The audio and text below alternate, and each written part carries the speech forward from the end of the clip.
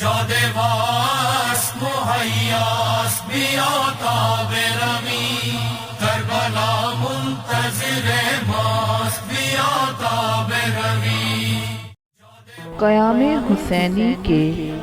اہم اہداف۔ پانچواں اہم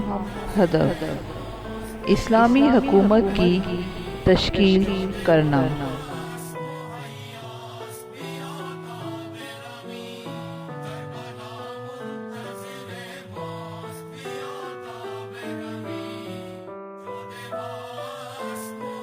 حضرت امام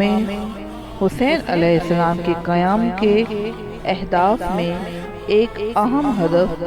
اسلامی حکومت کی تشکیل تھا۔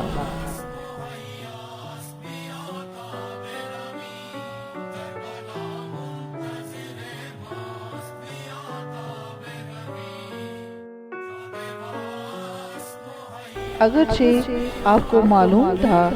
کہ اس کام کے مکمل ہونے کا مرحلہ نہیں آئے گا اور آپ شہید ہو جائیں گے، اس کے باوجود ایک مقام پہ آپ نے ارشاد فرمایا،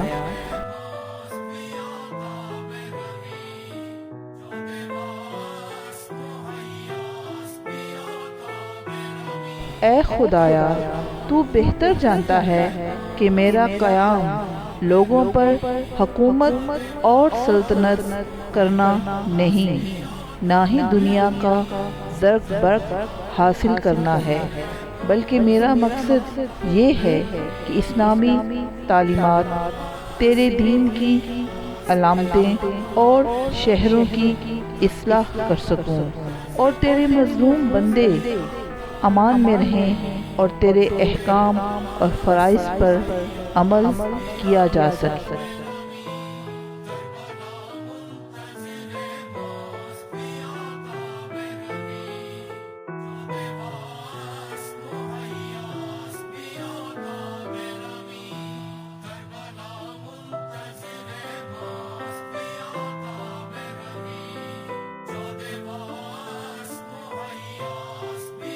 یہ مقصد حضرت امام حسین علیہ السلام کے لیے کتنا اہم تھا، اس کا اندازہ آپ کے ایک احسن اقدام سے لگایا جا سکتا ہے کہ جب آپ نے کوفہ روانہ ہونے سے قبل اپنا ایک خاص نمائندہ سفیر بنا کر حضرت مسلم بن عقیل کو کوفہ کی طرف بھیجا کہ وہ لوگوں کی حمایت حاصل کریں اور امام کے حق میں بیعت لے سکیں۔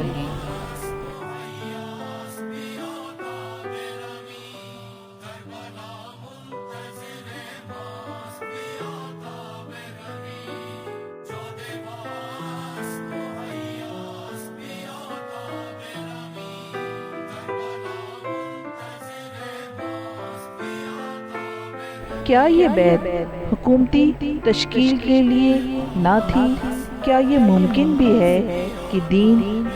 سیاست سے جدا ہو جائے؟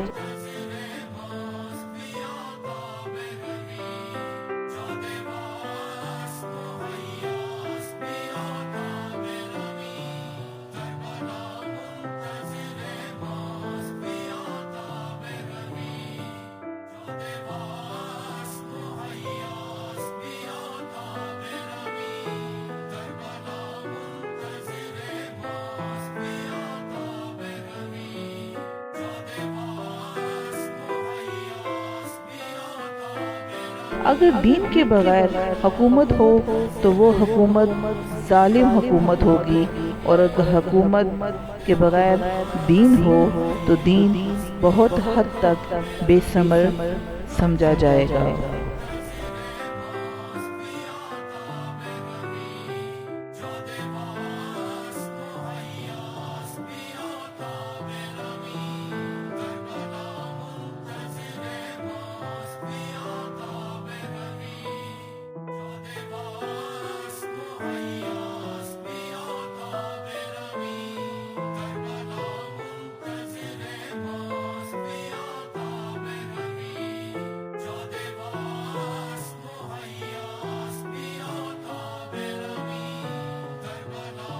اسی اہم نقطے کی طرف تمام ائمہ معصومین بھرپور طریقے سے آگاہ تھے اور اپنے ارشادات کے ذریعے اپنے شیعوں کو، اپنے چاہنے والوں کو نصیحت کرتے رہتے تھے۔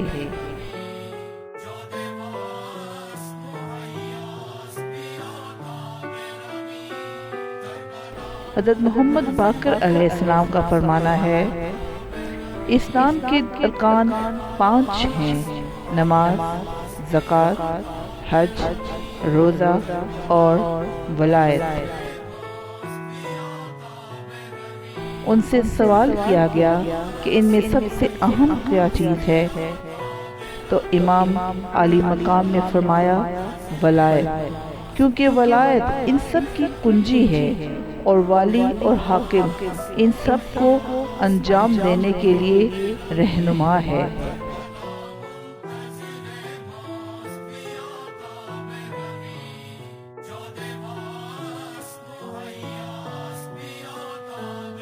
یہاں یہ جاننا بہت ضروری ہے کہ امام علی مقام کے اس ارشاد میں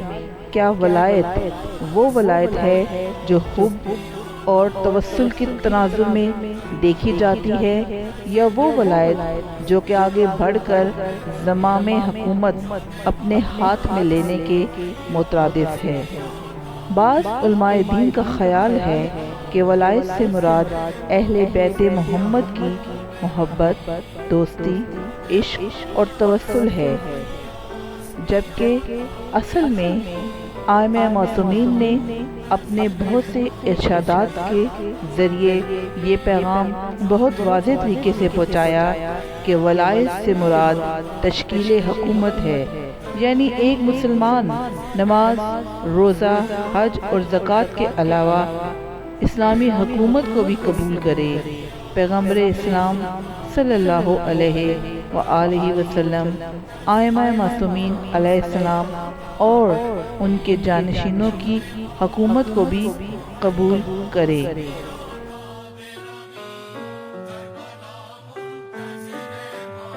اس اہم نقطے پر بہت سے ادلہ موجود ہیں۔ ایک اہم دلیل کے طور پر امام عالی مقام سے جب یہ سوال کیا گیا کہ ولایت ان سب میں اہم کیوں ہے، تو امام باقر نے جواب دیا کہ ولایت ان سب کی ضامن ہے۔ اگر اسلامی حکومت قائم نہیں ہوتی تو نماز، روزہ، خمس، زکوٰۃ، حج اور ان کا فلسفہ وسیع پیمانے پر تمام تر لوگوں تک نہیں پہنچایا جا سکتا۔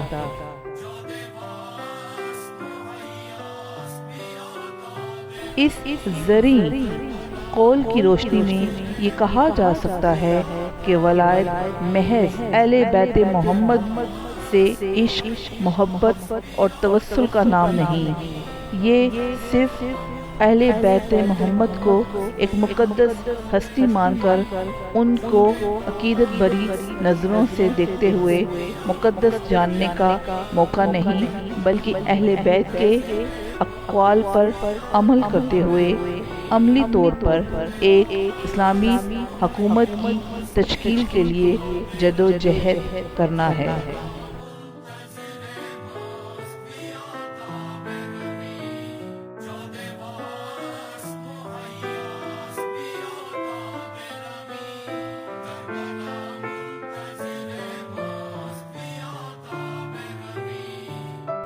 پوری تاریخ میں انبیاء میں سے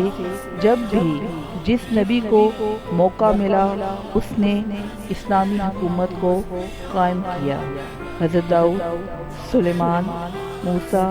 اور خود پیغمبر اسلام حضرت محمد صلی اللہ علیہ وآلہ وسلم نے مکے سے ہجرت کرنے کے بعد مدینہ کے اندر فلاحی ریاست کی بنیاد ڈالی۔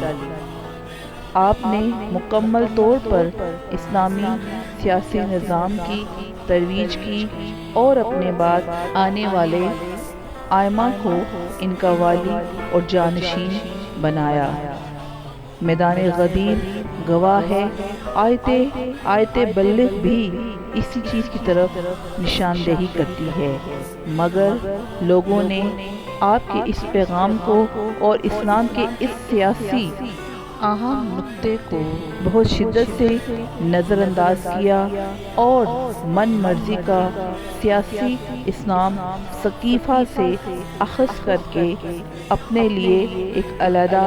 راہ چن لی، جس کی وجہ سے ائمہ معصومین اور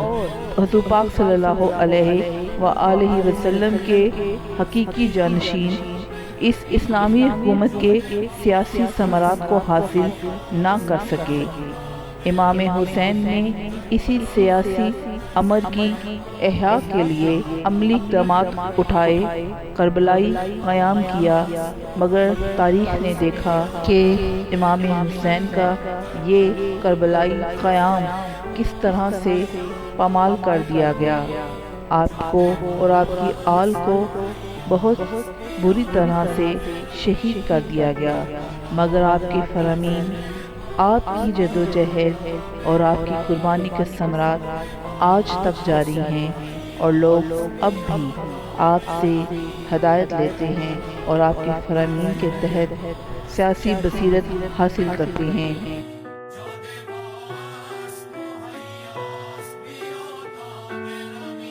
یہ اسی سیاسی بصیرت کا مظاہرہ ہے کہ اس وقت امام زمانہ کی فوج کے ہر سپاہی کو اسی سیاسی بصیرت سے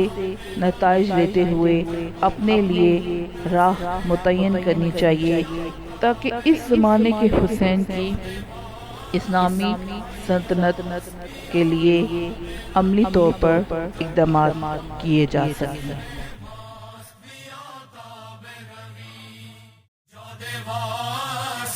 مهیاست بیا تا برمی